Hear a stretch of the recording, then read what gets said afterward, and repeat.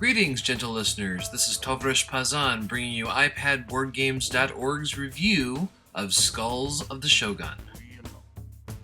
Asian culture has always been fascinating to those who do not live within it. Skulls of the Shogun combines Asian flair with the core concepts of tactical miniatures gaming to come up with a unique strategy game for the iPad. Feeling hungry? Skulls of the Shogun is a tactical miniatures game at heart.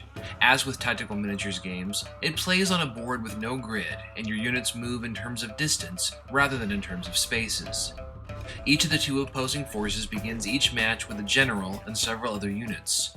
These are divided among archers, cavalry, infantry, and monks. Each unit has a rock-scissors-paper relationship with opposing forces.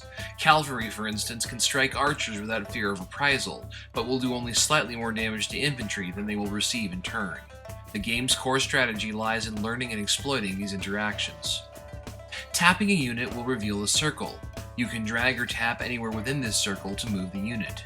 If you are within range, you can then attack the unit. If applicable, they will automatically counterattack. You may then finish using any movement remaining. You'll want to bunch your units together whenever possible to create a spirit wall, a defensive formation that interferes with enemy movement and provides some defensive attributes. Defeating an enemy unit leaves a skull on the battlefield. Consuming a skull, an action taken in place of attacking, will both heal the consuming unit and add to its maximum health. Consume 3 skulls, and the unit will gain a second action it can use each turn, making it a powerful attacker. There are other ways to consume actions. You get 5 per turn. You can haunt rice paddies to gain rice, which is necessary to recruit additional units. Units, in turn, are recruited by haunting soldier shrines. Other shrines exist which can be haunted as well to varying effect.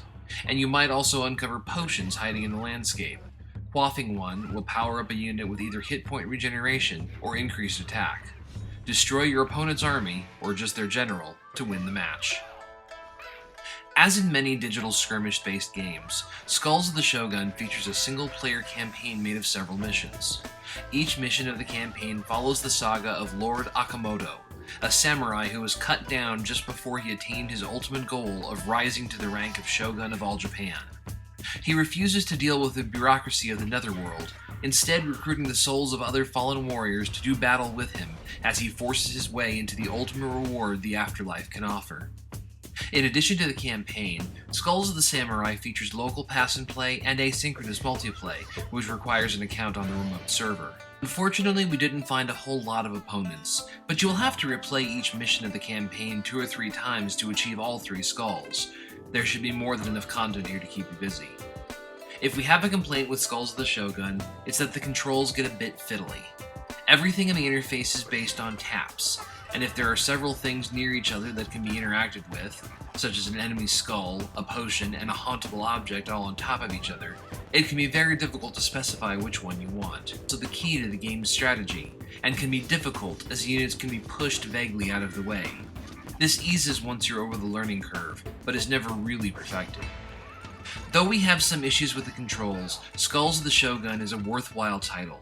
The game manages to stay true to its skirmish mini roots while taking full advantage of the digital medium.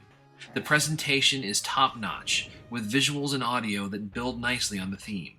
With lazy summer days coming up, this one is worth a look for any fan of tactical level miniature combat.